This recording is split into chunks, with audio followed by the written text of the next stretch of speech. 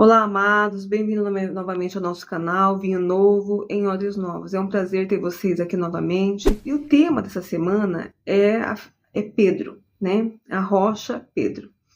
Mas esse nome é interessante porque ele só aparece no Novo Testamento como Pedro, como nome, e mais que faz referência a toda uma história, toda uma lógica, né, que a Bíblia traz em relação à pedra, tá? Que são essas pedras, né? A primeira palavra que aparece como pedra está lá em Gênesis 2:12, que fala que no primeiro rio que passava pelo Éden tinha ouro e pedras de ônix, né? Pedra para branquear. Ônix significa isso. Tá? Então, assim, já se mostra uma importância da palavra pedra. E a palavra pedra no Velho Testamento, ela tem o significado de ébem, né? No hebraico é ébem, e com a conotação de construir, de edificar, de estabelecer. Então, todas as palavras de pedra no Velho Testamento é ébem, tá? Que vem da raiz de baná, que é construir, reconstruir e estabelecer. Então, sempre a Bíblia traz essas figuras, né? Para mostrar como que é feito, como será feito o reino de Deus, que será uma construção de pedras, tá? Então, alguns exemplos dessas pedras, né? Então, quando Jacó deita numa pedra, o altar que Abrão fez a Deus com pedras, né? E não eram pedras que podiam ser cortadas, eram pedras como estavam, eles empilhavam essas pedras. Depois fala lá que a pedra seria erigida como coluna por coluna e será a casa de Deus, lá em Gênesis 18:22.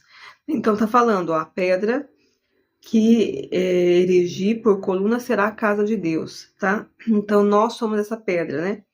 E depois tem muitas figuras outras importantes no Velho Testamento que falam de pedras, né? As pedras dos 10 mandamentos, depois as pedras da estola sacerdotal, né? Que eram 2 pedras de ônix nas ombreiras, que é a pedra de branquear, e depois os minerais, as pequenas pedras no peitoral do juízo, e também o urim e o tumim, como ela fala lá em Gênesis 28:30, Gênesis 35:9, que vai falando sobre a importância dessa palavra das pedras, tá? E ainda continuando, a pedra que Davi matou Golias. Não é à toa que foi com uma pedra, não foi com uma flecha, não foi com nada que não fosse uma pedra, né? E ainda continua. Depois da construção do Templo de Salomão, que as pedras eram talhadas nas montanhas para que não tivesse barulho na construção do templo, né? Está falando, olha, na montanha, que é o lugar onde a gente busca Deus, no monte, na intimidade, será talhada, as pedras serão talhadas e irão ser construído esse templo de pedras sem barulho, a ação do Espírito Santo em nós, né? Então, um templo construído sobre pedras. E ainda outras profecias, né? Quando lá em Ezequiel, que a Bíblia fala que tirará o coração de pedra e colocará um coração de carne. E ainda Daniel, que a pedra que não foi cortada por homem, sem auxílio de homens, derrubaria aquela estátua, né? Daquela visão que tinha pés de barro e de ferro. E ainda é que Jesus, lá em Zacarias, fala que seria de Judá sairia uma pedra angular, né? Uma pedra que iria juntar outras pedras, que seria a pedra de esquina, que os construtores, a Bíblia fala que os construtores rejeitaram.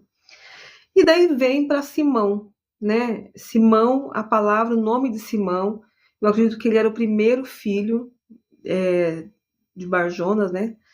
Era Pedro e André, que foi chamado primeiro, mas eu acredito que ele fosse o primogênito, porque sempre o nome primeiro seria o primogênito. E a palavra Simão vem de chamar, que é ouvir, executar e obedecer, tá? Então, a principal coisa quando Deus nos chama é porque a gente tem que ouvir, escutar e obedecer, para que a gente se torne pedra, tá? Para que a gente se torne essa pedra de construção desse templo, a construção do reino, né? E a palavra ali, pedra, no Novo Testamento, só tem um tipo de significado, que é litos, tá? Pedra normal. Mas para Pedro, a palavra pedra ali tem a conotação de uma rocha, tá? E eu fiquei muito intrigada pensando assim, mas por que essa pedra que tá só no nome de Pedro e significa uma rocha? E fui pesquisar o que significa rocha, né? E a rocha, ela é a composição, ela é composta por vários minerais, tá? Então é uma soma de vários minerais. E minerais são componentes que eles são heterogêneos, homogêneos e cristalinos, né? Então cada um de nós, na nossa integridade em Cristo, nós vamos formando essa rocha, que é a igreja, que é o reino de Deus. Então Pedro estava significando esta rocha, tá? Que seria formada e que seria construída sobre Petras, que que está falando ali que sobre esta pedra, que é Jesus, construirei a minha igreja, né? Então, em Petras ali, o significado de Petras ali é como se fosse uma rocha, um penhasco, uma cordilheira de pedras, né? Algo muito maior. Então, algo muito maior, uma cordilheira de pedras, sustenta uma rocha, tá? É como se fosse o fundamento para essa rocha, que é a soma de pequenas pedras ou de pequenos minerais. Tá? Então, isso é rocha. Então, Pedro tem esse significado de ser essa rocha, tá?